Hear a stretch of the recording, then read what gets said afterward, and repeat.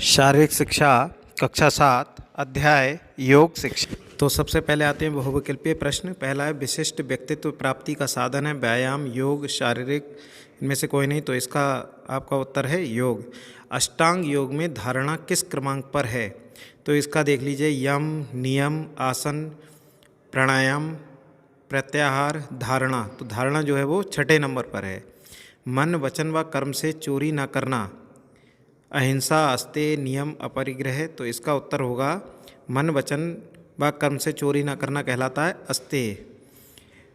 परमेश्वर का मन, वचन व कर्म से गुणगान करना कहलाता है ईश्वर प्राणिधान। ध्यान की चरम सीमा है समाधि, आसन, प्राणायाम, धारणा। तो इसका उत्तर होगा समाधि।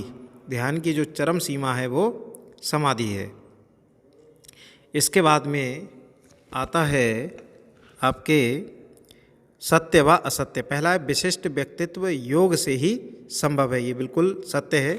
आप योग करेंगे तो विशिष्ट बने रहेंगे, व्यक्तित्व आपका अच्छा होगा। अपनी समस्त इंद्रियों को वश में रखना ब्रह्मचर्य है, ये भी सही है। प्राणायाम से प्राणी को तनाव होता है, नहीं होता है, ये बात गलत है कि तनाव होता है, ये असत्य है। अस्तेय योग के नियम के अंतर्गत आता है, तो अस्तेय जो है वो यम के अंतर्गत आता है, इसलिए ये असत्य है। अब इसके बाद में आपके आते हैं निश्चित उत्तरीय प्रश्न। पहला है ईश्वर की श्रेष्ठ कृति कौन है? तो नीचे उत्तर दिया है ईश्वर की श्रेष्ठ कृति मनुष्य है। दूसरा, योग का मार्ग किस प्रकार का है? तो उत्तर है योग का मार्ग जो है वो बहुत कठिन है, लेकिन सतत प्रयास करने का है। आप जितना प्रयास करेंगे उतना अपने शरीर को निखारेंगे, उतना ज़्यादा आप स्वस्थ रहेंगे। अष्टांग योग का चतुर्थ अंग कौन सा है? तो यम, नियम, आसन, प्राणायाम। तो चतुर्थ अंग क्या है? प्राणायाम।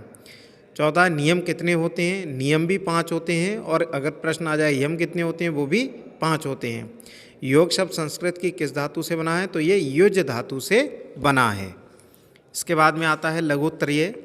योग के अष्ट अंगों के नाम लिखिए। तो योग के अष्ट अंग कौन से हैं? यम, नियम, आसन, प्राणायाम, प्रत्याहार, ध्यान, धारणा व समाधि। यम कितने होते हैं? किसी एक के बारे में लिखिए। तो यम कितने होते हैं? 5 होते हैं। तो उसमें अहिंसा के बारे में लिखा गया है कि अहिंसा क्या है? समस्त प्राणियों एवं जीवों से प्रेम करना अहिंसा है। दूसरे शब्दों में मन, वचन, कर्म द्वारा किसी भी प्राणी को कष्ट न पहुंचाने की भावना अहिंसा है। तीसरा, सभी नियमों के नाम लिखते हुए स्वाध्याय के संदर्भ में लिखिए। तो सभी नियम के जो नाम हैं वो हैं शौच, संतोष, तप, स्वाध्याय व ईश्वर प्राणिधान। तो स्वाध्याय के बारे में लिखा गया है विचार शुद्धि व ज्ञान प्राप्ति के लिए धर्मशास्त्रों का अध्ययन, शिक्षा का सतत अभ्यास तथा सत्संग व विचारों का आदान प्रदान ही स्वाध्याय है।